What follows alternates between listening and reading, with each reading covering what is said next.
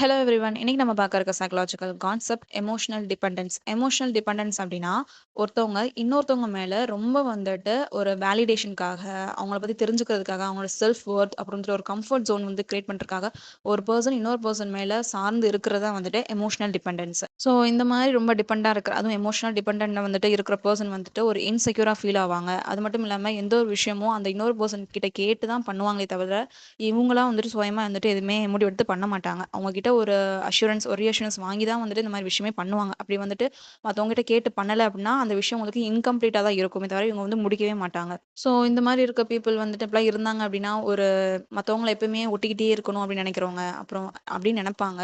இவங்க நம்மள விட்டுட்டு போயிருவாங்களோ அப்படின்ற பயம் அவங்களுக்கு இருந்துகிட்டே இருக்கும். அது மட்டும் இல்லாம சின்ன சின்ன விஷயம் கூட சுயமா வந்துட்டு ஒரு முடிவெடுக்க மாட்டாங்க. மத்தவங்கள நம்பியே வந்துட்டு இவங்க இருப்பாங்க. ஸோ ஒரு ரிலேஷன்ஷிப்ல இந்த மாரிலாம் இருந்தாங்க அப்படின்னா, அது கண்டிப்பா ஒரு டாக்ஸிக் ரிலேஷன்ஷிப்பா தான் இருக்கும். எப்படியும் ஒரு 2 பார்ட்னர் 2 பேர் இந்த ஒரு ரிலேஷன்ஷிப்ல 2 பேர் இருக்காங்க இல்லையா? அதுல வந்து கண்டிப்பா ஒரு பார்ட்னர் வந்துட்டு ரொம்ப டாமினேட்டிங்கா, கண்ட்ரோலிங்கா இருக்க ஆரம்பிச்சுருவாங்க.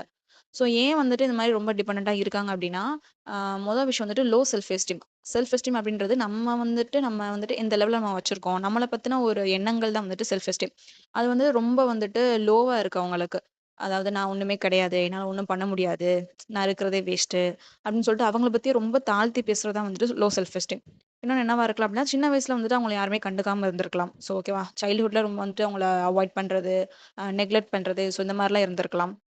அப்புறம் பாஸ்ட் லைஃப்ல ஏதாச்சும் உங்களுக்கு ஒரு ட்ராமா நடந்திருக்கலாம். ஸோ இதனாலேயும் வந்து மத்தவங்க கிட்ட வந்துட்டு மத்தவங்க நம்மள விட்டு போக்கூடாது. அவங்க கூடயே இருக்கணும் அப்படின்னு நெனைக்கிறாங்க. ஸோ எந்த ஒரு ரிலேஷன்ஷிப்ல இப்படிலாம் ஒரு பெர்சன் இருந்தாங்கன்னா, கண்டிப்பா வந்துட்டு அங்க அந்த ரிலேஷன்ஷிப்பே ஒரு பேலன்ஸ்டா இருக்காது. இம்பேலன்ஸா தான் இருக்கும். அதே மாரி நெறைய பிரச்சனைகள் வரும். ஸ்ட்ரெஸ் வந்துட்டு அதிகமா ஆரம்பிக்கும். ஸோ இந்த எமோஷனல் டிபெண்டன்ஸ வந்துட்டு பிரேக் பண்ணணும் அப்டின்னா, ஃபர்ஸ்ட் வந்து செல்ஃப் அவேர்னஸ் ரொம்ப முக்கியம். நம்ம யாரு? நம்ம எந்த லெவல்ல இருக்கோம்? நம்மளுக்கு எது பிடிக்கும், பிடிக்காது? இது பண்ணா சரியா? தப்பா? ஸோ தன்ன பத்தின ஒரு அவேர்னஸ் வந்துட்டு கண்டிப்பா வேணும்.